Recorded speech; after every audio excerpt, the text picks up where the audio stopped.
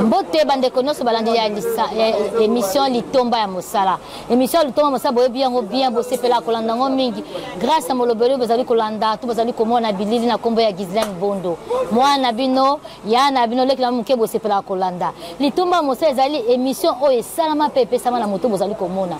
Tina ete to ememe biso na kati ya litonga o babengi les sarons o wapi milulu minene ya kafu o ezali kosama ebongisa mibongo na moto nyonso o abenga mazali moto aya koyoka mate ya kitoko o ebonga ba mama oyo batondisa mina grâce oyo moko nzamba pesa bango yango tala tina te biso basali na bino tokiti awa na terrain tozalaka pona bino toli bana misala mais to salaka mosala pona bino toye awa na église les sarons o ezwami bongo na commune ya Kasavu plus précisément avenue Bongandanga numéro 78 direction à Sosa Chaba ou wapi bazali kolobela convention monene boko mwana thème o ezali awa convention était ba commis bien na lopoto balobi était convention et thème nango ezali convention des femmes fertiles sous thème nango ezali wana dénommé COFEC 2025 première édition on a thème nango balobeli pe bien na vraiment bien femmes face au temps de la production moi si face à temps ya production zaka ote oyo zobota batala onzamba tsaka kat na yo faut découvrir voilà pourquoi biso bana misana to kiti awa pona kozula bino bilili bokolanda intégralité ya ba jour nyonso o to ya pona kolakisa bino mosala o basi basalaka po ete bibelo bina biso moto no sangala sala moto asalite aliate bongo tala ti ete ba mama o batonzama na grâce banga bazali ebele bokomona bakombo na bango awa e bandi bongo na mama wana ye moko azali hôte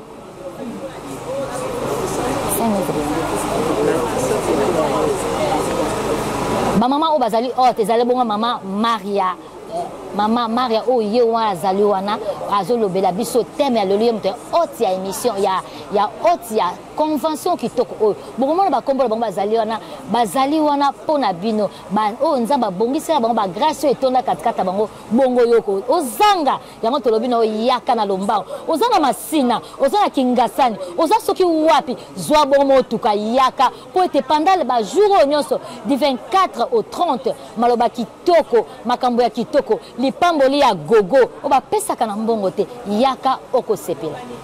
Non, c'est l'église des Sarons. Moi, si la terre, nana lo bagata ya zote ya nibali bazokoma.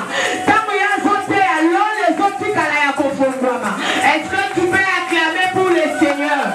Est-ce que tu peux pousser les cris de joie? À l'onction que tu honores s'attache à ta vie, Est-ce que tu peux faire mieux? Est-ce que tu peux faire mieux? Est-ce que la servante de Dieu peut sortir dans la carte à terre kounaye?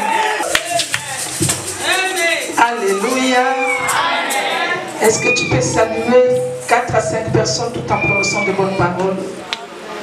Déplace-toi, saluer 4 à 5 personnes tout en prononçant de bonnes paroles. Bénis la femme qui a été votée,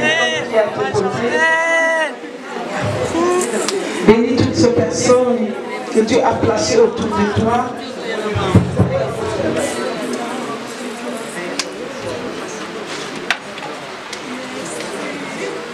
Alléluia. Seigneur, tu as permis à ce que nous puissions nous réunir pendant 5 jours pour être instruits par toi, bénis par toi au travers de cette parole révélatrice. Je voudrais que tu nous bénisses, Seigneur, qui ont compris que le temps est arrivé. Seigneur, de nous retrouver face à notre production pour vivre le bienfait de l'Éternel et le plan divin. Pourquoi pendant ces 5 jours, tu resteras et tu seras au rendez-vous.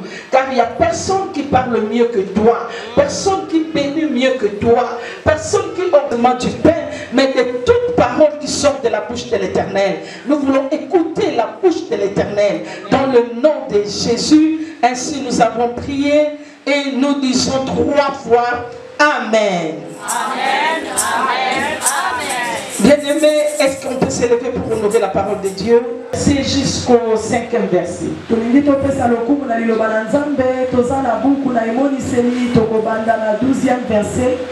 Chapitre 12, premier verset jusqu'au 5e verset. S'il y a déjà un bon lecteur, il peut déjà nous aider à la lecture.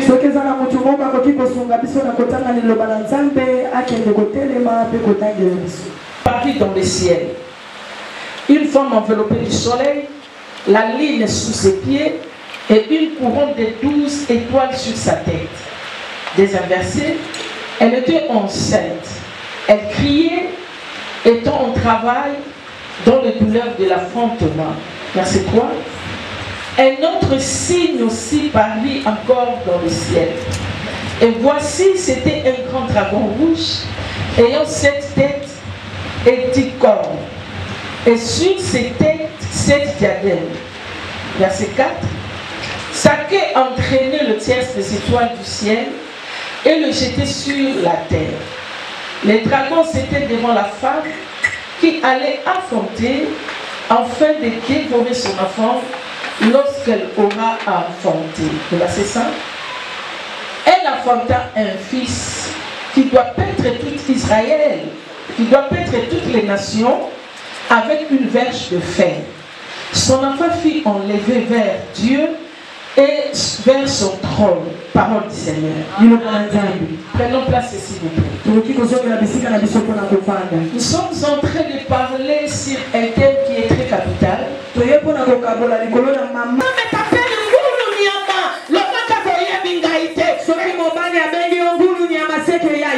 Parce qu'il y a un homme de le commencement, il a dit, il n'est pas bon que l'homme soit fait. Je lui ferai une aide, une assistante, bien aimé dans le Seigneur, un partenaire en dialogue, une associée, bien aimé, une assistante.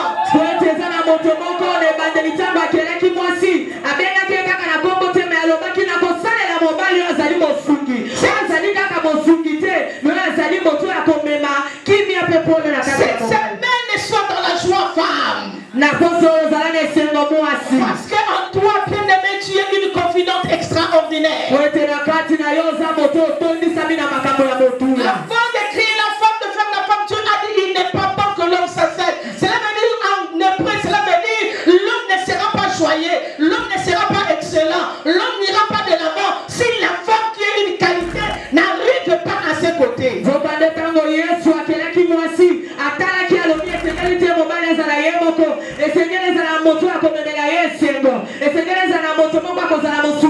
Voilà pourquoi la Bible dit il n'est pas bon que l'homme s'assède. Je lui ferai une aide semblable.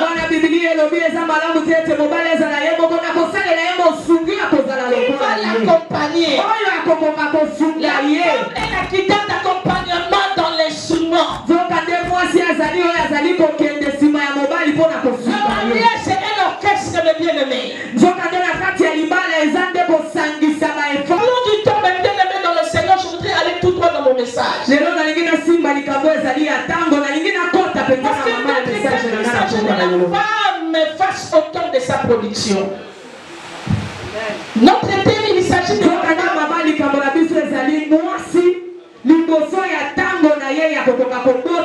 Lorsque nous parlons du temps, mes bien-aimés,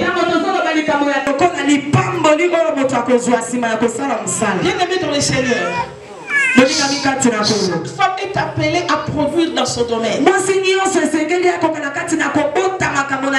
Chaque femme est appelée à vivre le bénéfice, dans le domaine de l'élévation, mais dans tous les domaines de le matin ou à midi, tu es appelé à produire et à donner des résultats favorables dans ces 5 jours. Il y a plusieurs femmes qui vont circuler ici, à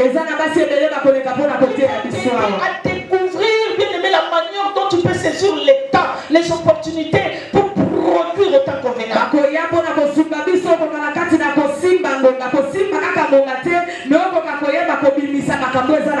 Lorsque notre pasteur Jenny a donné le mot de ce concept, il a dit fini le temps de la stérilité. L'air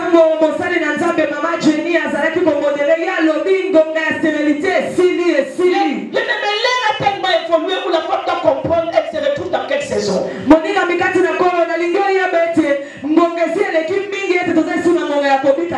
Dans ton travail, bien aimé, tu traverses quelle saison? Ce que tu fais dans ton ménage, dans les affaires, tu traverses quelle saison?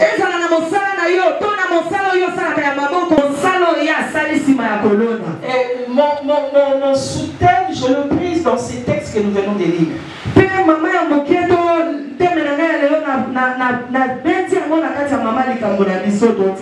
Nous venons de lire les textes bien-aimés de ce livre de souvenirs, de ce livre de l'avenir qui est l'Apocalypse. L'Apocalypse, c'est un livre qui prédit l'avenir. Du point de vue eschatologique.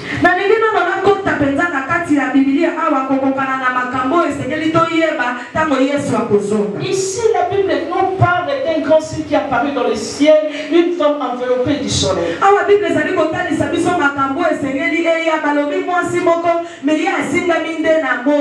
La ligne sous ses pieds et sur sa tête couronne de 12 étoiles. Et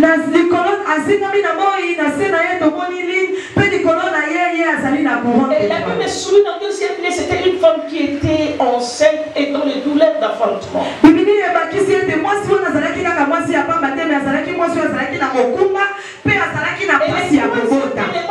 dit que le dragon vient se présenter devant cette femme pendant le travail de l'enfantement.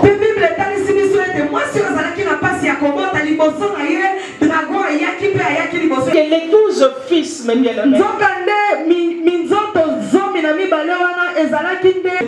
Est-ce que Israël sera combattu? Israël a combattu. Pour l'assistance de Dieu. Mais combien d'autres bien-aimés il fuira dans le désert? La même manière on peut l'interpréter, bien-aimé, à dévoler. C'est parce que lorsque Marie était enceinte, la Bible dit on a ordonné de tuer la femme qui est venue pour couronner le monde, bien-aimé. La Bible dit que Marie a fui. Marie a quitté. Et en deuxième interprétation, mes bien-aimés, lorsque Christ est mort, bien-aimé, il a la résurrection et il vit enlevé.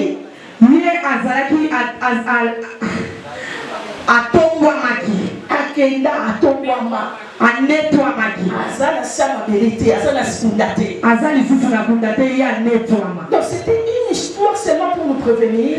C'est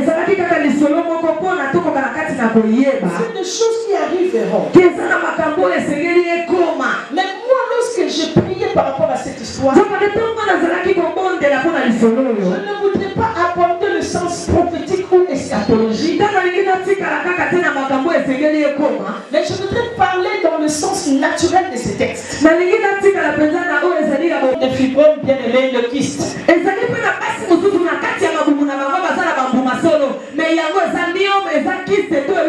Lorsque les gens le voient, ils voient réellement que lorsque cette femme est enceinte, elle porte quelque chose.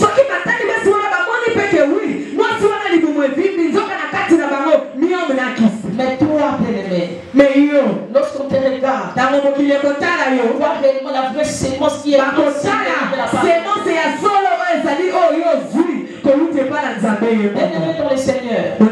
On parle de ce meuble, ce n'est pas être un grand signe de Dieu. Cela ne veut pas dire que tu es un grand signe pour Dieu.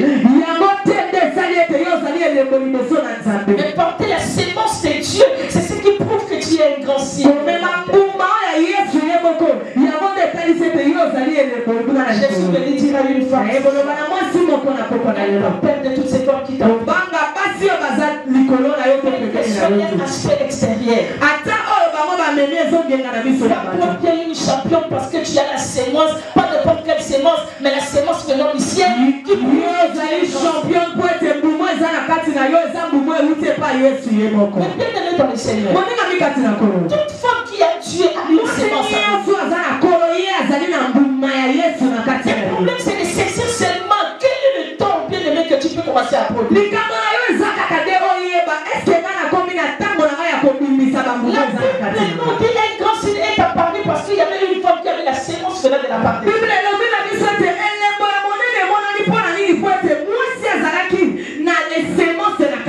Bien-aimé dans le Seigneur, lorsque tu as la sémence de Dieu, c'est pas autour de toi. Aujourd'hui tu ne vois rien. Mais tant avec une femme qui porte la sémence de Dieu, tu produiras ton temps, bien-aimé. Si aujourd'hui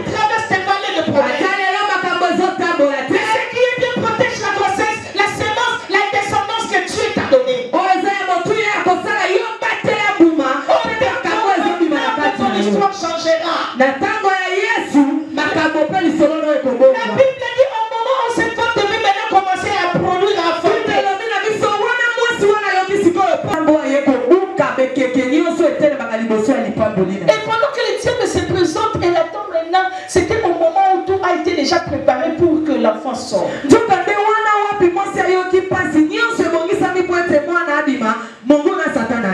Quand biloko belle rade sur le pe sama. Amen. Biloko na le belité moi ba yo solo nango. Exact. Benemi bazingi ko ba ki solo ni pa mo ni ko ni bébé. Alléluia. Je voudrais dire à une femme qui Je n'est pas celle qui abandonne facilement. Je dis à un homme, tu n'es pas celui qui abandonne facilement. Bien-aimé, parce que tu as déjà la sémence. Tu arriveras à changer l'histoire de tes enfants. Tu arriveras à changer l'histoire de ta vie. Lorsqu'il voit la femme, il se sent dans la tristesse. Parce qu'il a remarqué 3 éléments qui peuvent l'empêcher de ne pas nuire à cette femme. Le premier élément, le diable se retrouve devant cette femme qui était enveloppée du soleil, donc enceinte. Mais c'était déjà, l'Éternel avait déjà prévu des garde-fous pour cette femme. Je suis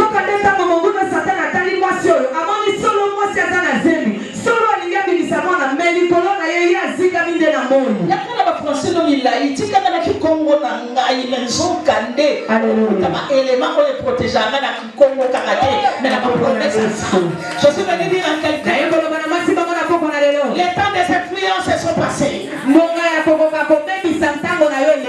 temps de l'influence est passé. Ne minimise pas. Je n'ai pas ça, je ne pas. C'est depuis le temps de l'extérieur. C'est qui est dans ton intérieur. Parlez à la RDC. Le temps est arrivé, bébé. Pour l'église de la RDC. Le temps est arrivé. Il y a la femme dans la studio pour la ligne des amants.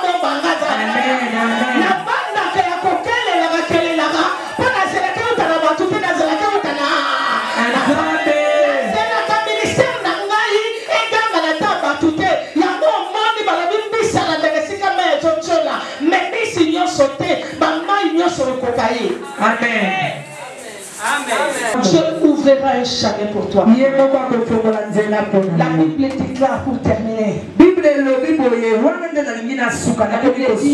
diable a vu une femme enveloppée du sang.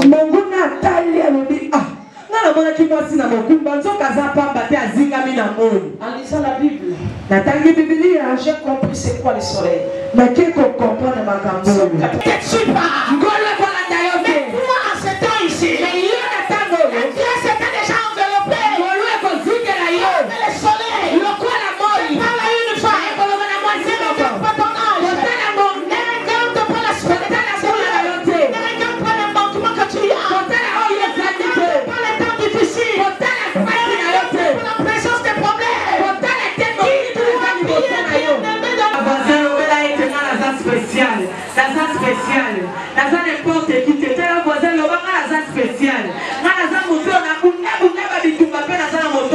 Jésus m'a déjà donné la victoire.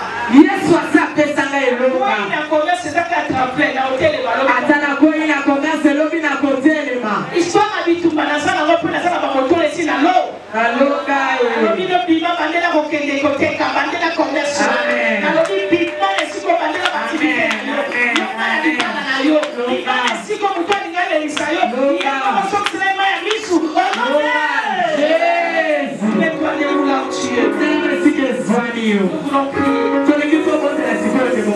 Pendant 5 minutes,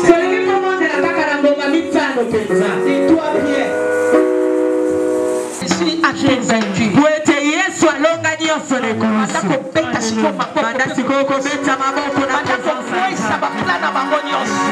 C'est dans la victoire que tu pries. C'est dans la victoire que tu pries. Prie pour ta vie, bien-aimé.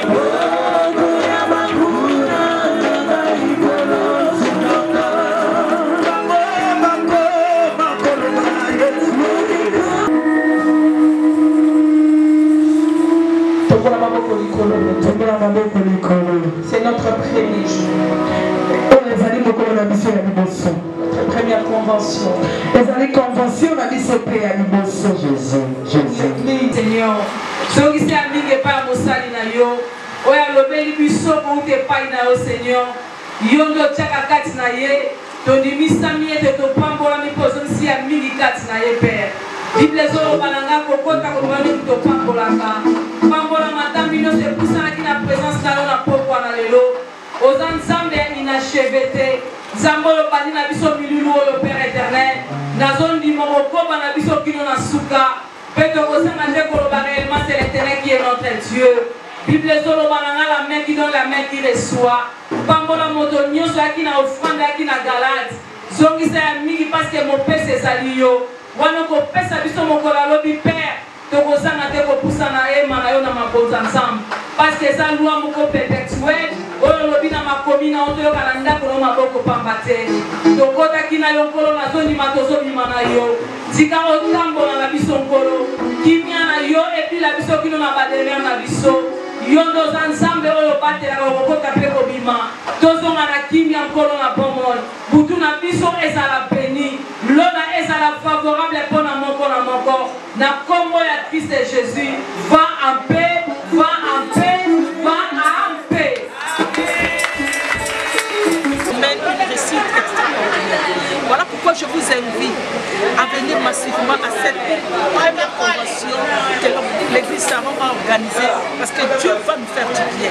Dieu va nous citer une femme, Dieu va orienter une femme et Dieu va même aller au-delà de dire à cette femme, tu combats avec une couronne déjà sur sa tête. Parce que la Bible dit lorsque les dragons voulaient attaquer cette femme enceinte, c'était par rapport à sa production, par rapport à la semence qu'elle avait. Bien aimé, c'est que l'ennemi a oublié cette femme, même Dieu avait déjà une couronne sur sa tête. Donc nous combattons dans la c'est ton temps, dans le mariage, avec ton élévation, dans tout le monde de ta vie, commerce et travail. Saisis cet homme et n'aie pas peur, que l'ennemi ne te freine. Dieu te bénisse. Mama lokola mobange na tango zambo asalaka makambo minene mpe ya kokamwa mwasi po ayeba ye ke abengami kaka produire te mais asalango na ntango aye mais le temps est là.